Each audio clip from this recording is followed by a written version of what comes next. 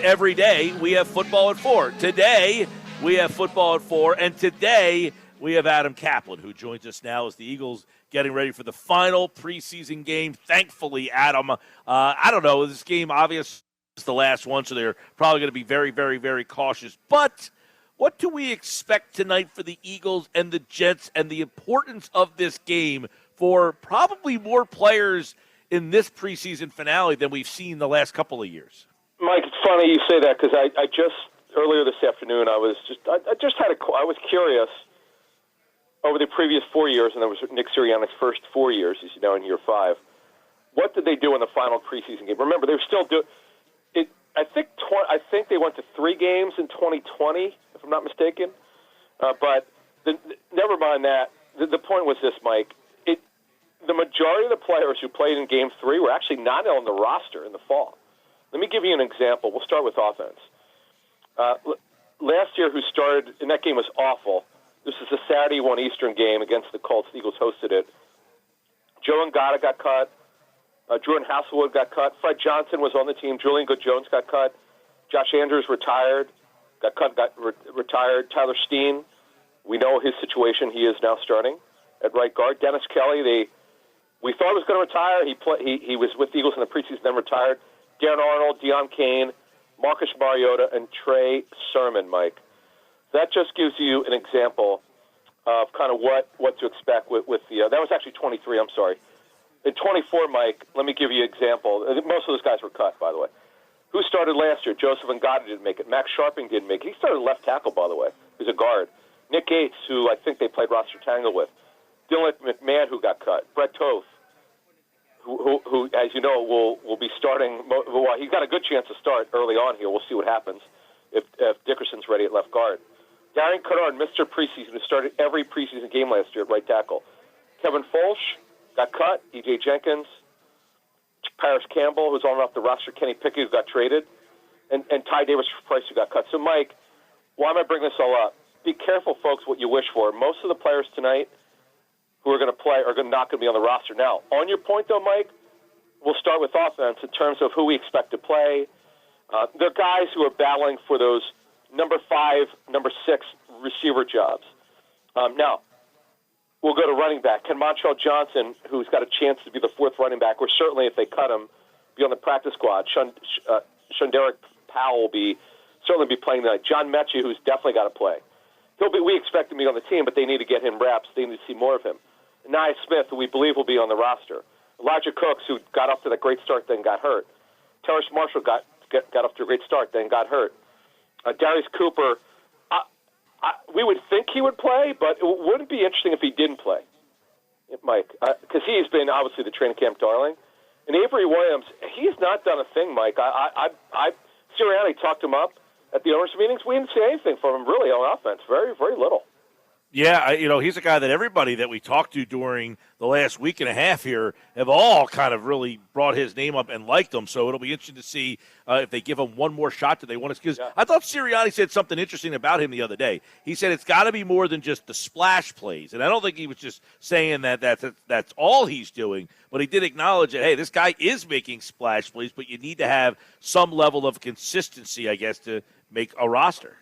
Yeah, and he was more of a gadget player. And Taylor Moore also is another guy who you're going to see tonight, who we don't expect him to make it, but he's certainly going to be on the practice squad. An offensive lineman, Kendall Lamb, Darian Kennard, who we mentioned, Drew Kendall, who should start he should start at center.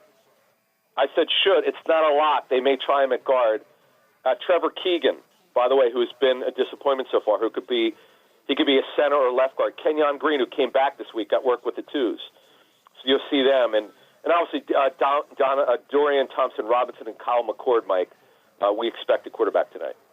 All right, so on offense, as we know, Adam, coming into camp, there was not a lot of offensive storylines. Right guard was never really a battle. The Dickerson injury made left guard a little bit of a conversation. And as you said, 5th, 6th wide receivers, but Mechie getting here and Wilson getting hurt. We talked about this in the 3 o'clock hour, Adam, that Wilson doesn't have numbers, but you had a 2,000-yard rusher last year. You got a 6'6", 230-pound wide receiver. He's a big part of their run game. He was major, 6'6" and 3/4, Mike. Super long arms. He had left tackle arms, as Jeff and I talked about in today's show. If you want to hear that on any podcasting platform or YouTube, you should, because we kind of went over that and his importance to the football team and obviously to the run game. Now, he got off to a really bad start in training camp. The light went on for 2 weeks, and then he got hurt. Unfortunately, he will not. Just so you know what the rule is, if you put a non-vested player on injured reserve before the cut down to 53 on Tuesday, you cannot play the season. So Johnny Wilson will not play, unfortunately, and that's where they're at. But the big one to me, I am really looking forward to seeing number 80 in your program, John Mechie. Yes, I'm sure a lot of Eagles fans will see how the Eagles try to use him and which capacities they use him. How about on defense, the importance for several players we know on defense tonight? Yeah, and Mike, to give you an idea of last year's game against the Vikings, Marlon Tuipulotu got cut. Moro Jomo, he started that game. Nolan Smith. Think about it. Nolan Smith played in that game, Mike. Why? Because he had a bad training camp. He had to play. Patrick Johnson, Mr. Eagle, Mr. Special Teams, and Flash in training camp. Oren Burks, who became important. Jeremiah Trotter Jr., Josh Jobe, who, by the way, didn't make it with the Eagles, but he's done a good job with Seattle.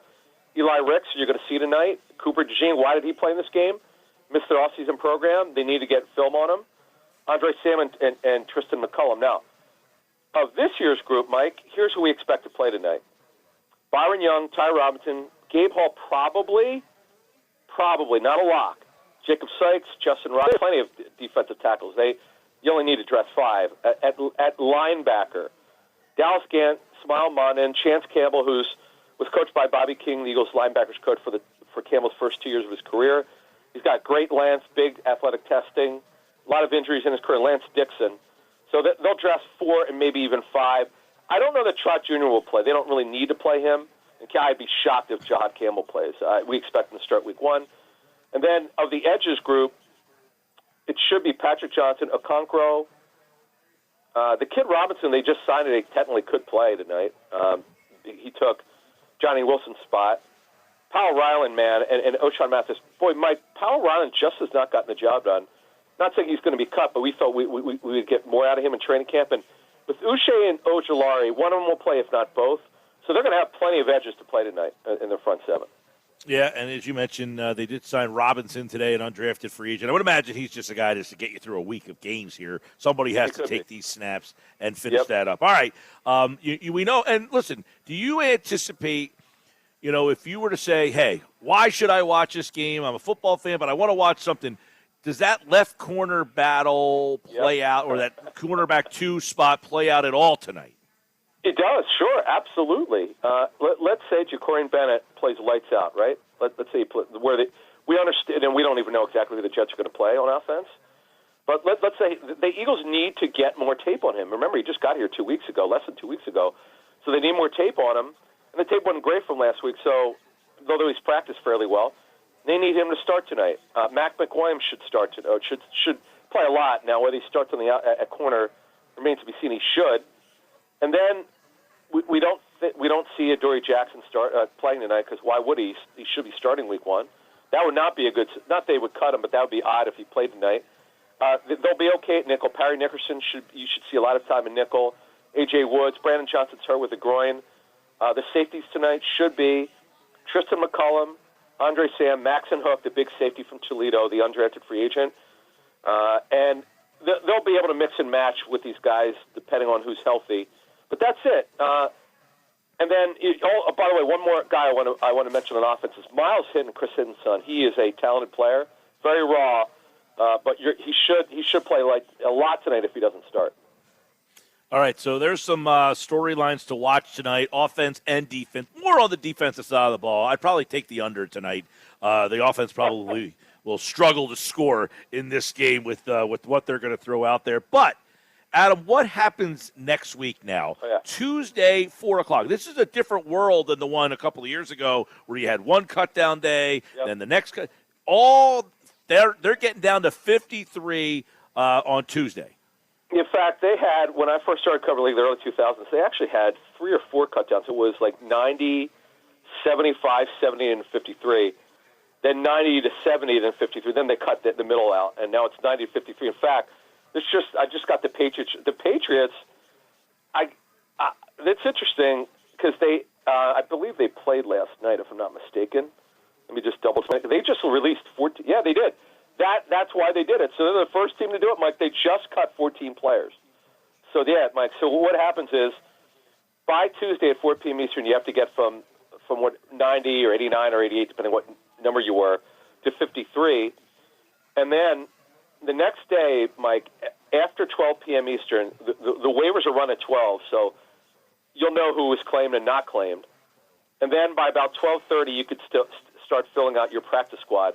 It's 17 players, one international player, that would be Lakin Vahalaki, and then the 16 regular players, and that's it. Now, the thing is, this happens a lot, where the club will tell the agent and the player, listen, if you pass through waivers, we want you back. But once they pass through waivers, they are immediately street free agents. Eagles, in that case, will be bidding against 31 other teams potentially. Well, obviously, 31 teams aren't going to want a player if he passes through waivers, but there'll be some players where there'll be some competition. So there'll be some players who the Eagles simply just don't get back. Now, part of it is that maybe a club says, you know what, we like you. We'll actually give you a really good practice squad guarantee. Or, you know what, we'll sign you to our 53-man roster. We think you could play on special teams. So there'll be some players. Remember Clayton Thorson? This was funny. The Eagles quarterback pick many years ago. Yeah, a quarterback out of Michigan State. He turned down the Eagles. Doug Peterson went public with it. He goes, hey, we wanted him back to our practice squad. He went to Dallas instead, and unfortunately with Clayton, it didn't work out for him very well. Well, and what I think we can also talk about, Adam, is the 53 on Tuesday will not potentially be the 53 that starts the season on Thursday the 9th. So just because they get down on 4 o'clock on Tuesday, that doesn't mean they're not scouring around looking for other help. Exactly, Mike. And it's so funny you mention it because some inexperienced agents will go on Twitter and say, hey, congratulations to my client, Joe Smith. He just made the Eagles 53. Aha, initial 53 on Tuesday. What happens is if they claim a player, they could cut that guy's player. So it's a great point, Mike. These agents who do this, I don't know why, and I'm sure they've learned, the young guys, that don't say that tell your player you're here today, but you might be cut tomorrow. And that's the problem at the Wednesday waiver claims. Now, what happens is this is even worse. If you claim a player at 12:30, you have till 4. There are two transaction deadlines on Wednesday. It's 12:30 and 4 p.m. Eastern. So what happens is you don't have to submit your roster spot until 4 p.m. For 3.5 hours, someone who thought they were going to be on the team could not be. So it's a lot of what we call the roster tango. The roster tango, it concludes after the game tonight, but there'll be some more steps in that dance on Tuesday when they cut down to 53. And then, of course, as we just mentioned, they could make some more changes as well. We'll see if Howie also makes a move. That's always a possibility, too. We know that he's probably on the phone, right? Yeah. There are going to be trades. And listen to our show Monday morning. We'll try to target some players at edge, guard, maybe corner that they're looking at. But guard's one, Mike. Multiple teams have told us that that's something they're looking into. I'll say it again. Brett Toth has been a great story. I give this guy credit for staying in the NFL this long. He's not a starting quality guard. Let's hope for the Eagles' sake that Landon Dickerson is ready. But, Mike, Landon Dickerson has had major injury problems. You know, and you worry about that with the status of his knees. And one other thing, we're going to make some company announcements soon. A new show starting this fall. We can't tell you what that is yet, and more new content. Greg Cosell, we will announce that right now. Greg Cosell will be back with us in the fall. We cannot wait. Greg's great. All right. That's great stuff. All right, we're looking forward to all the announcements and everything that's happening. You know what this means? Football season's here. That's right, we're ready to go. We're another season of Football at 4 with the Inside the Birds podcast, guys. All right, Adam, thanks, man. Thank you. As always, of course, here on the Sports Bash Live, Inside the Birds podcast, which you can check out on all podcasting platforms right here on the Sports Bash Live on 97.3 ESPN. We are lucky enough to have that partnership with the Inside the Birds guy, giving you Eagles each and every day at 4 o'clock all season long. In season, off season, we got the Birds covered here on the Sports Bash.